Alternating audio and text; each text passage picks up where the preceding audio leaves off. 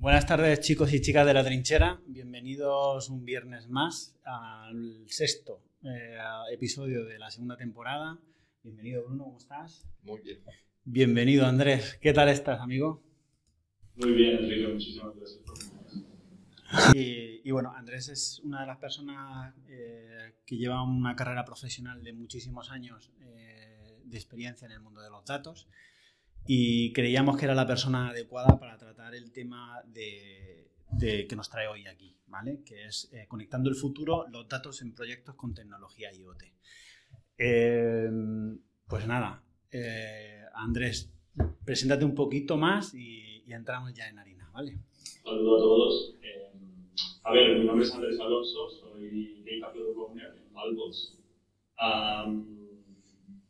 Básicamente mi trayectoria, como dice Enrique, se ha desviado de un ingeniero de software hace aproximadamente unos 12 años al mundo de los datos, empezando con lo que en esa época no era muy famoso de Business Intelligence y cómo aplicar los datos sobre toma de decisiones y convertir una organización en decisiones basadas en datos.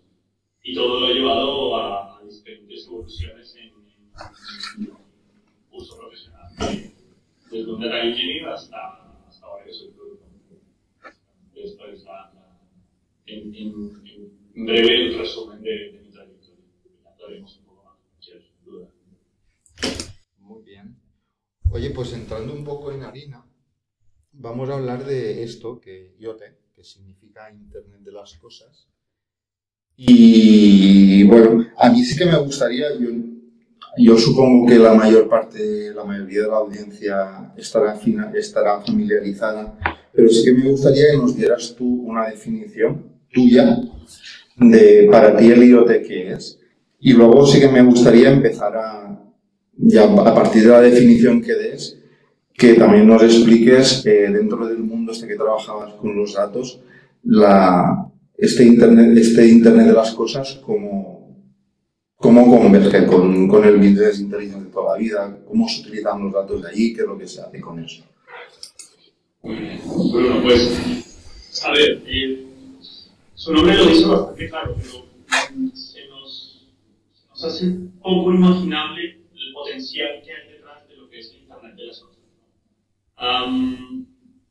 Normalmente nosotros vemos un aparato y no nos imaginamos ese aparato que está en la casa, sea un router, sea un ordenador o una bombilla que esté conectada a la red Wi-Fi.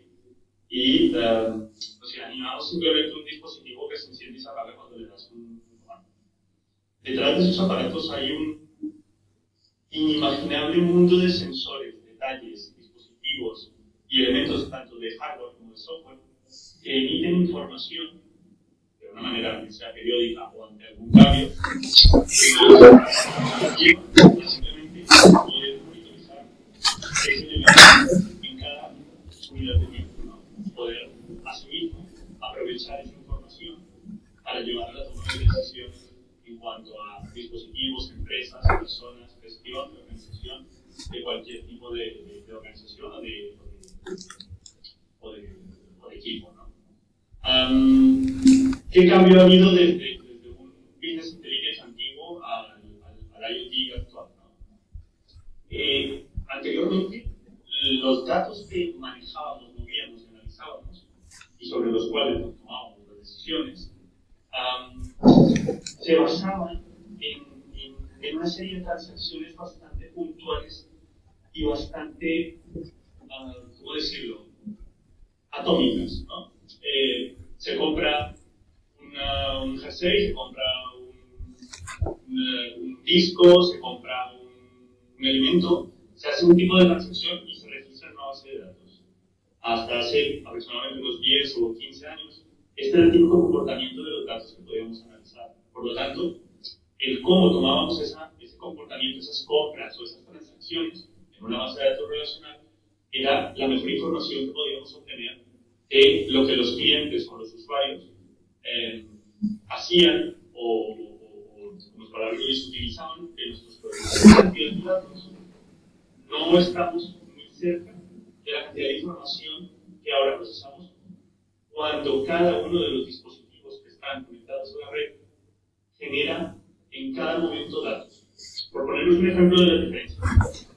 Hace mucho tiempo, cuando hablábamos de bases de datos, a nosotros nos parecía ya un número exorbitante hablar de 1 millón de transacciones al día. 1 millón de transacciones o de ventas o de lo que sea de transacciones que tuviese una empresa, ya de por sí suponía un reto en una base de datos relacional, ¿no? Ahora, hoy en día, igual, por ejemplo, movemos al día de los cargadores que están distribuidos en el mundo más de 6.000 millones de registros. ¿Cómo? Estamos hablando de solamente 100.000 cargadores, solamente 100.000 cargadores que están distribuidos a lo largo del mundo y mueven la nimiedad de 6.000 millones de registros al día. Entonces, si multiplicamos esto por el crecimiento de días que se tienen, pues llegamos a unos números exorbitantes, claro. No se puede manipular con las herramientas antiguas.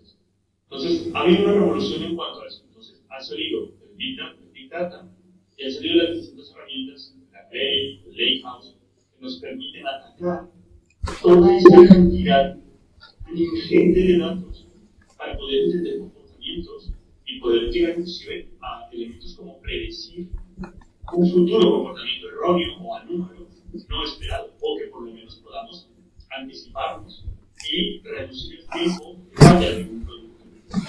Y por lo tanto, reducir los tiempos en términos económicos de una empresa, de pérdida de calidad o de servicio o de no funcionamiento que puede llevarse a un tema de gastos. Entonces, el vuelco ha sido brutal, ¿no? Exponencial. Si me permitís la información, hay un libro que se llama Las organizaciones exponenciales, escrito por Salim Ismail, un ex director de innovación de Yahoo, y él indica efectivamente esto: la tecnología crece a un ritmo exponencial y hay que estar creciendo como organización, como personas y avanzándonos para estar a ese tanto. Ahora viene, ya lo habéis escuchado, la inteligencia artificial. Esto va a multiplicar aún más no solamente la creación de información, sino también el tratamiento de información. Muy bien. Súper interesante. Yo, antes de seguir profundizando en todos estos puntos que estás poniendo sobre la mesa, Andrés, me gustaría ir un poco a la parte más semántica, si podemos decirlo, del rol que tienes en Wallbox, ¿no? Que es Product Data Owner, porque te quería hacer la pregunta de cómo de distinto es construir producto, o sea, cuando se manipula o se gestiona una cantidad tan importante de datos. ¿Difiere mucho de un Product Owner al uso? Sí, hay una gran diferencia. También han evolucionado mucho estos modelos y académicamente se han notado mucho los conceptos que se han desarrollado alrededor del dato, porque anteriormente tú tenías centralizados los dispositivos, ¿no? Tú tenías una página web con un backend, un frontend y una base de datos donde el dato que se registraba llegaba con una frecuencia relativamente baja, pero tú contenías y tenías en tus manos el software que producía ese dato. Si tú tomabas el esfuerzo de tratar de analizar el dato y validarlo para que sea utilizable para los distintos elementos que vienen, que son analistas de datos, data scientists y los mismos usuarios al final de dashboards o C-levels o lo que tú quieras, podías sacar más rápido esta información. Es decir, si encontramos un error en que los datos estuvieran de cierta manera erróneos o con disparidades, podías volver rápidamente al software, modificarlo, arreglarlo. ¿Qué pasa ahora? Despliegas un dispositivo en IT, el dispositivo lo compra alguien, se lo lleva, y tú ese dispositivo a nivel de hardware no vuelves a tener ningún contacto. Solamente podrías llegar a tener un contacto a nivel de software. Por lo tanto, no activas un dispositivo, activas los cientos de miles de dispositivos que están distribuyendo alrededor del mundo. Y cualquier cambio en calidad tiene un impacto altísimo. Entonces, como Product Owner, tienes que valorar muy bien y ponerte en las necesidades y los requerimientos de todos los usuarios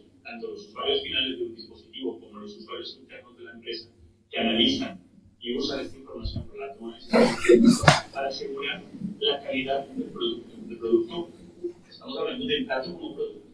Entonces aquí es la tecnología o el desarrollo, la evolución académica ha llevado al concepto de data mesh, donde es muy importante que los productores sean owners de ese producto que es el dato. Productores me refiero a los que desarrollan el software que produce un dato y lo envían. Ellos mismos sean autoconsumidores, ¿no? Esto es un reto porque normalmente el desarrollador o el equipo de desarrollo desarrolla un dato y no se vuelve a entender con esa información.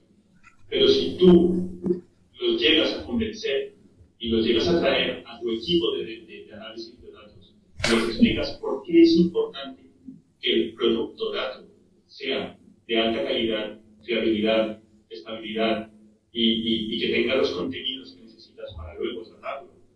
En ese momento es cuando el dato adquiere toda la potencia que necesita, ¿no? Porque estás dándole la calidad a un producto tal como si lo hicieras tú, como si tú produjeras un coche o como si produjeras un electrodoméstico o como si produjeras una vacuna. Le tienes que poner todos los controles de calidad para asegurar el mayor o el mejor resultado a ese dato.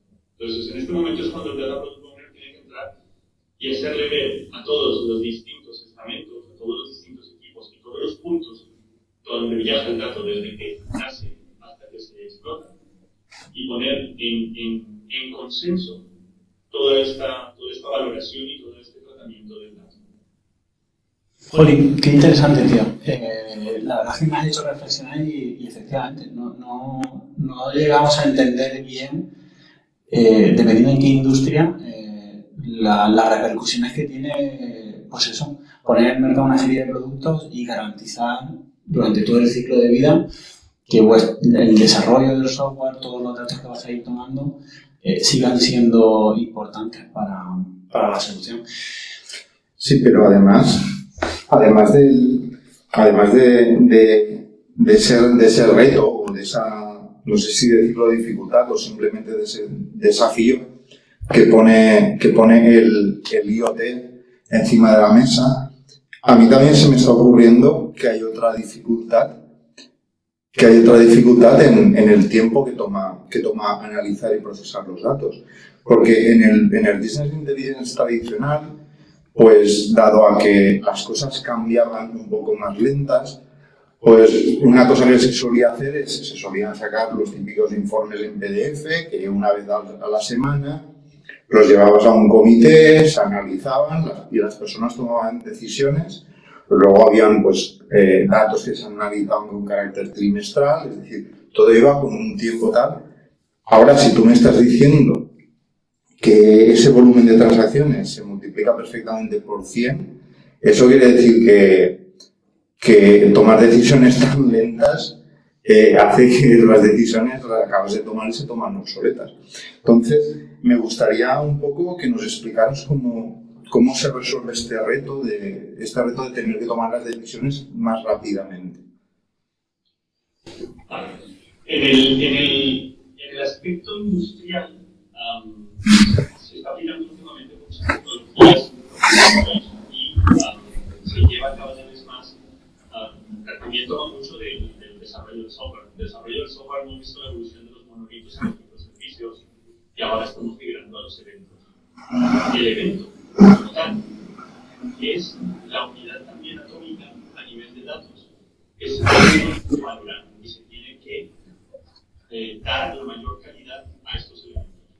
Entonces, se están desarrollando o se han recomendado maneras de trabajo, marcos de trabajo, como el esquema registry, donde se llegan a contratos de acuerdos entre las partes, donde siempre se tiene que respetar una estructura, una definición y una serie de políticas y parámetros que los datos tienen que cumplir. Pues, tal como dice Bruno, efectivamente, si yo ahora corrijo un software o hago algo en un software, una versión, tardo un día en prepararlo. Tengo más de 4.000 o 5.000 millones de datos que ya están mal. Entonces, asumiendo que el día siguiente lo repare, si tardo más, que es un fin de semana. Estamos entrando en un tema pues, mucho más de mayor impacto, ¿no? De mayor envergadura. Entonces, no puedes esperar a que el ciclo de vida del dato llegue al final para validarlo. Tienes que hacerlo desde el momento cero, ¿no? Entonces, en estos momentos, el approach, el enfoque que se le intenta dar institucionalmente a las organizaciones es que cada una de las partes tenga una responsabilidad, pero sobre todo que desde el origen el owner del dato sea el mismo creador. Antiguamente el owner del dato eran los equipos de analítica, que estaban al final de la cadena de datos, donde tenían las bases de datos que procesaban las transaccionales y tenían el data warehouse, y estos eran los dueños del dato. Entonces tenían que hacer cualquier cantidad de tratamientos, el típico ETL, el típico data quality, todos estos elementos, todos estos procesos de tratamiento, limpieza, cuidado del dato, lo hacías al final de la cadena. Ya no puedes darte estos lujos porque pierdes demasiado tiempo. Entonces, mantienes estas compuertas de calidad, pero aseguras desde el inicio que tengas la mayor calidad de datos o que por lo menos cumplas con unos estándares, unas definiciones, unos pactos, unos acuerdos en la contra que te permiten valorar y poder reaccionar y calificar a tiempo y por lo tanto no desperdiciar pues toda la cantidad de datos que te pueden llegar a generar en un determinado fragmento de día o de horas. Y esto es lo que las empresas ahora tienen que empezar a valorar y se está llevando cada vez más la idea de que el dato tiene que pertenecer a todos y no solamente al equipo de datos. Muy interesante esa frase última, tiene que pertenecer a todos y es cuánta verdad hay ahí, ¿no? Es decir, al final es la espina dorsal, ¿vale? ¿Cuáles crees que son los desafíos más importantes, ¿vale? Para la gente que desarrolla productos en el ámbito del IoT? Es decir, a corto o medio plazo, ¿cuáles son los desafíos que ves tú importantes? A nivel profesional, yo creo que los más grandes desafíos, más que tecnológicos, son culturales. Los grandes retos en las empresas no vienen por la tecnología o por la implementación de la nueva tecnología, vienen por la dificultad de la implementación, por la versión al cambio de las mismas personas. Normalmente un Data Product Owner, aunque tiene un componente técnico, se tiene que enfocar mucho en lo que llamamos los soft skills. El cómo lograr pactar, concertar, hablar, dialogar y acordar con todas las partes para que se implementen todas las políticas o prácticas o maneras de trabajo que se definan a partir de un comité técnico o arquitectos o lo que sea dentro de una empresa, ¿no? Y ahí, y no es algo que pertenezca solamente a las grandes compañías como unas farmacéuticas donde tienen una serie de procesos de calidad seguidos de documentaciones que tienen que ser firmadas, validadas por una serie de capas burocráticas que aseguran una calidad de un producto. No tiene que ser una gran empresa, ¿no?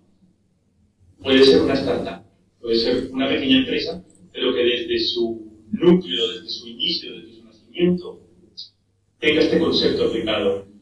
Y este concepto aplicado es clave para que el crecimiento de esa empresa vaya por la línea más adecuada. Entonces, un Data Product Owner no tiene que ser una persona que solamente entre cuando una empresa ha adquirido una envergadura más que una pyme, ¿no? Que sea una mediana o gran empresa. Un Product Owner puede ser un rol que juega una persona que puede ser también un data architect, la persona que lleva el data warehouse o que hace los reportes o que construye una serie de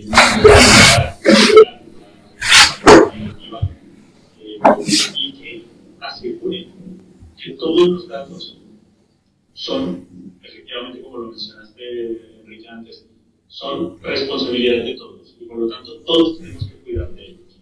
Entonces, el enfoque a mediano plazo será más cultural a nivel de personas. Y yo creo que a largo plazo viene una gran revolución con la tecnología de la inteligencia artificial y todos los saltos que se están empezando a dar. Porque ya algunos casos de uso que estamos viendo hoy en día es que la misma inteligencia artificial nos puede llevar a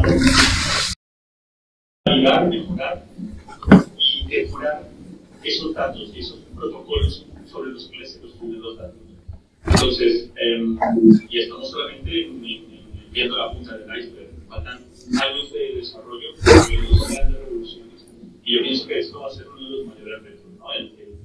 El no solamente tener el componente social o soft skill, sino una cosa que creo yo que es muy importante para las nuevas generaciones es tener la flexibilidad de poder aprender algo nuevo en poco tiempo, ¿no? Tener que la mente sea tan dúctil de poder absorber y mejorar y poder adquirir un nuevo conocimiento y no quedarnos estancados simplemente porque consideramos que lo mejor es aquello que vimos y no poder dar la oportunidad a nuevos elementos o a nuevos aprendizajes para progresar, ¿no? Para alcanzar esa curva exponencial de la tecnología, de las organizaciones y la ley de marketing, como dicen en el libro, nos mantiene anclados, ¿no? Y siempre con un cierto retraso a nivel de organización. Muy bien. Mira, Andrés, a mí ahora me gustaría hablar un poco en un plano un poco más filosófico. Me gustaría hablar de cómo nos impacta al ciudadano esta aparición de dispositivos que generan datos que, pues bueno, en algunas ocasiones son lo que hacéis en vuestra empresa, son los cargadores, pero hay veces que son, tú mismo lo has dicho, que es el router que tienes en tu casa, o que son las bombillas, o que es cualquier cosa, o el típico asistente de voz, o el Alexa, o el Echo que podamos tener en casa. ¿Cómo nos impacta eso a los individuos? Y me gustaría hacer una pregunta, a ver qué opinas. ¿Las personas en este nuevo mundo de los datos somos el producto? Mira, es una buena pregunta. Yo pienso que más que las personas como tal, es nuestras acciones, es cada momento de nuestra vida, ¿no? Piensa los smartwatches, los coches eléctricos, todo cada vez más conectado. Obviamente son diferentes empresas. Tendría que ser buscar un apocalipsis tecnológico para que toda una gran empresa acumule y te pueda vigilar a nivel de datos. Entonces aquí entramos en un aspecto, como tú mencionas, Bruno, filosófico, como la privacidad y la seguridad, ¿no? El aspecto de mantenerte anónimo del medio de tal nivel de generación de datos va a ser clave, ¿no? Va a ser uno de los aspectos que más se valoren a nivel empresarial en el futuro. Y otro aspecto que yo pienso que a nivel más como sociedad va a empezar a surgir, y lo hemos visto a partir, por ejemplo, de escasez de petróleo, la tendencia ahora hacia el coche eléctrico, y lo estoy viendo en la empresa, ¿no? Algo, es que la energía va a empezar a ser el nuevo elemento y la nueva moneda de cambio. ¿Por qué te digo esto? Porque se está empezando a desarrollar tecnológicamente no solamente el cargador que lleva corriente de la red eléctrica al coche, sino el bidireccional, es decir, el del coche te permite mantener tu casa. Imagínate una revolución social donde en un futuro tu casa tenga unos paneles solares. Con estos paneles solares alimentes el coche de día, además de mantener tu casa, y por la noche el coche te mantenga la electricidad de tu casa. Empieza a haber un cambio absolutamente radical a nivel de la red eléctrica, ¿no? Si la red eléctrica empieza cada vez a ser un puente o un sistema de interconexión más que un sistema de aprovisionamiento, la revolución económica y social que se viene, el autoconsumo, es cada vez mayor. Te voy a decir unos números que son bastante sorprendentes y cuando entré a Wallbox me los dijeron y me sorprendieron. Un coche eléctrico puede mantener seguida por una casa entre 3 y 5 días. Eso puede cambiar el mapa económico mundial, ¿no? Falta mucha revolución, falta mucha infraestructura, aún estamos en los comienzos, pero a nivel social esto va a ir creciendo y va a tener una revolución que nos va a dar muchos más elementos, ¿no? Así también pondrá en jaque temas como la privacidad y la seguridad. Pero yo creo que las revoluciones pueden tener estas dos vertientes, ¿no? Depende del uso, ¿no? El hierro no es malo porque sea hierro, el hierro es malo porque se usa para el cultivo, porque se usa para el servicio. Entonces, el cómo se apliquen y cuáles son las éticas que vayan detrás de las personas y de las organizaciones va a ser un elemento clave, y se vienen tiempos de grandes desarrollos y tiempos emocionantes, considero yo, a nivel tanto de tecnología como de datos. Desde luego, y muchas oportunidades que tenemos todos a nivel del ciudadano, de subirse a la ola y de al final mejorar su vida en algún aspecto, como también desde el punto de vista del emprendedor, porque entiendo yo que esto es un universo de venga, vete inventando nuevos modelos de negocio, porque aquí, combinando ya esta cosa que es tan etérea como el dato con una cosa que es tangible, que es hardware, que son los dispositivos, pues ya muy interesante. Pues yo, Andrés, voy a hacerte una pregunta que es que me apetece un montón hacértela, porque no suelo hablar de estos temas con gente que viva en el mundo del desarrollo del producto físico, sino que nos movemos más en un ambiente del desarrollo del producto, pues eso, aplicaciones, apps y demás. En tu caso tienes algo especial, ¿no? En tu rol dentro de Wallbox, que por un lado tenéis fabricantes de dispositivos físicos que tienen unos ciclos mucho más largos, tienen procesos de homologación, entiendo, ¿no? Que se rigen por estándares de fabricación quizá más pegados a lo que es la idea ingenieril inicial, ¿no? Diseño, de dibujar, de planificarlo todo hasta el más mínimo detalle, y junto con el desarrollo de aplicaciones de apps que procesan esos datos que te mandan los dispositivos. Entonces, creo que es algo que me muero de curiosidad por saber cómo convergen estos dos mundos en el desarrollo del producto. Cuéntame. Pues es complejo porque al final es una empresa, y una empresa necesita no parar. No parar implica desarrollar, evolucionar, mejorar constantemente. Y no puede desarrollarse a la misma velocidad software que hardware. El gran problema, y tal cual lo has dicho, Enrique, es cómo convergen estos dos puntos, ¿no? Cómo se mantiene una evolución de hardware que no impacte en el software, que una nueva release de software no impacte en el hardware. Entonces, aquí tienes que establecer procesos de validación como los que conocemos. Nosotros que venimos del grupo, del mundillo del software, sabemos que tenemos un proceso de desarrollo y validación, el continuous integration, continuous development, pero claro, tú no lo puedes llevar en hardware. Entonces tienes que alinear, buscar sincronizar o de alguna manera paralelizar estos dos procesos y las líneas de validación en las plantas manufactureras. Tiene que tener un equipo que conozca no solamente de hardware, sino el gran reconocimiento de software y de datos, porque además, a nivel de sensores, un cargador puede llegar a tener hasta 300 sensores. Por sensores me refiero a sensores físicos y sensores digitales, ¿no? Elementos de medición digital de algún cambio en cualquiera de los componentes, sea de hardware o de software. Cambios de temperatura, cambios de electricidad, esos son sensores físicos, los de toda la vida, pero también puede haber un cambio en estados del software. He actualizado, he encendido, he apagado, tengo un bloqueo, ha desconectado el aparato. Todo este tipo de elementos pueden generar cualquier cantidad de información. que aquí el mensaje que transmitimos al principio de la sesión, ¿no? Eran más de 4.000 millones de registros al día.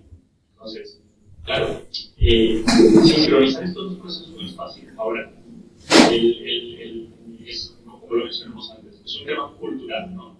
El hacer partícipes a los equipos y alinearnos a todo nivel es clave para que haya una sincronización correcta, ¿no? El software se sacan varias versiones de software en un fragmento de tiempo, un año, un mes, inclusive se pueden sacar un par o 30 releases. Pero el hardware da una evolución entre una versión de un microprocesador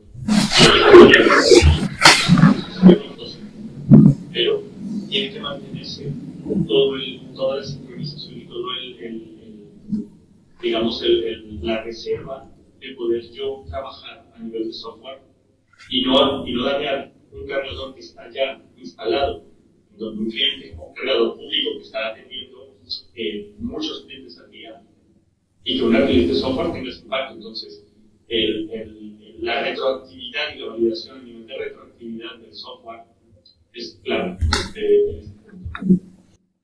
Justo. Al final, el software es el que se tiene que adaptar a toda la cantidad de diferentes dispositivos hardware, pero no solo adaptar de ser capaz de tomar datos, sino que además tiene que ser capaz de homogeneizar esa información para que sea explotable, independientemente de la versión del dispositivo, ¿no?, de la que esté tomando los datos. Y eso fácil no suena.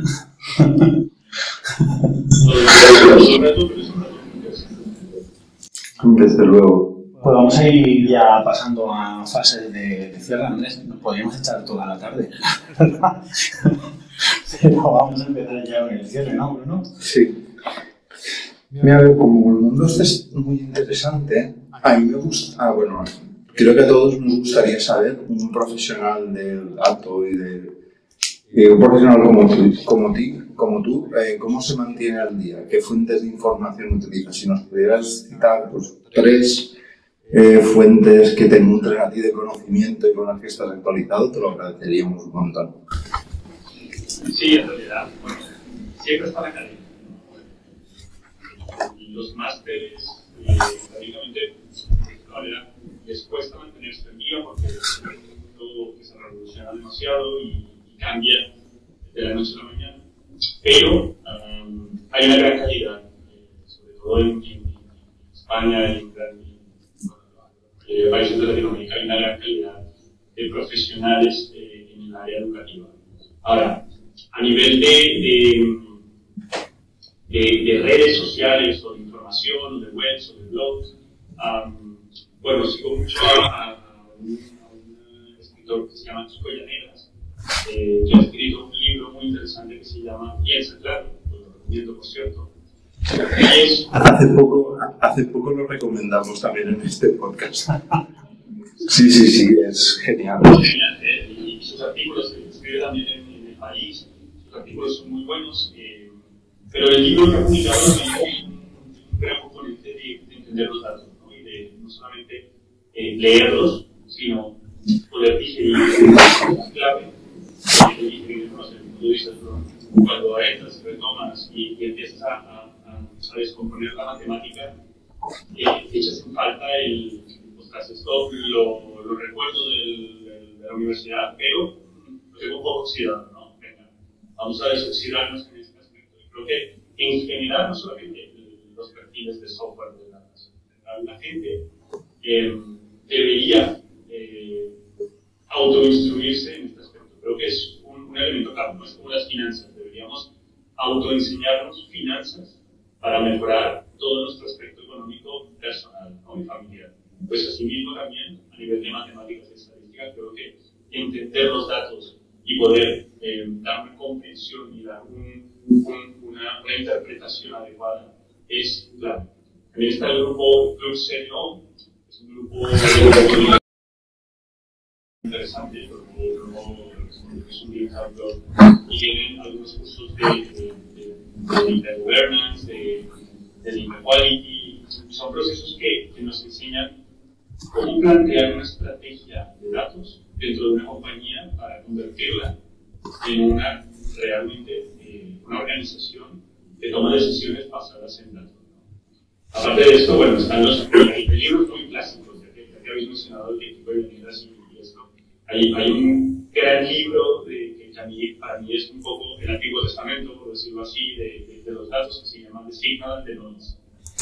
Creo que debe estar versión en castellano, de Nate Silver, creo que era el autor, y es uno de los grandes libros que marcó efectivamente esta definición del análisis de datos, ¿no? Del data scientist. Otro libro que recomiendo bastante es, no está la versión en español, pero se llama Making Numbers Count. Es un libro que ya tiene unos años, pero aborda, sobre todo para los perfiles de datos, o cómo llevar los datos a un lenguaje más común, ¿no? No es lo mismo decir que tenemos 200 miles de datos y decir, mira, si cada persona del planeta lee un dato en cada segundo, tardamos un día en procesar los datos que tenemos. Te cambia el panorama cuando traduces los datos a conceptos que mentalmente puedes digerir mejor, ¿no? Creo que son elementos porque al final no solamente es importante que los datos tengan buena calidad, sino cómo transmito los mensajes tengan un impacto y que realmente lleguen al objetivo, al público objetivo que son o bien los tomadores de decisiones, los directivos de las empresas, pero también pueden ser inclusive las personas, o sea, la gente que está en los mismos equipos y se da cuenta que un dato mal hecho puede llegar a generar una cantidad absurda de desperdicio de información, ¿no? La regla del garbage in, garbage out. Y efectivamente creo que estos son de los elementos que para mí, bueno, sigo y es clave la constante actualización. Siguiendo con la filosofía del IoT Big Data, te he pedido 3 y me has dado casi 300. Se sigue la regla del multiplicador por 100. Pero muy bien, muy bien. Y mucho libro, tío. O sea, te podrás quejar, es que Bruno es pro libro. Vamos, muy bien, muy bien. Bueno, pues para cerrar, Andrés, pedimos un aprendizaje, ¿vale? Hombre, creo que a través de la vida he entendido que los soft skills son más valiosos hasta cierto punto que los hard skills. No digo que se deban dejar atrás, pero quiero decir que no se tienen que despriorizar los soft skills. Creo que son muy importantes porque al final somos una sociedad y nuestros padres, las personas con las que trabajamos, son la esencia del equipo que formamos para sacar adelante los proyectos. Como Data Product Owner, creo que es mucho más importante este aspecto que el técnico. El técnico, al final, los expertos son el mismo equipo. Te lo pueden explicar y te lo pueden desglosar en términos mucho más simples. Y es la parte realmente clave, la parte que te permite avanzar en todos los proyectos.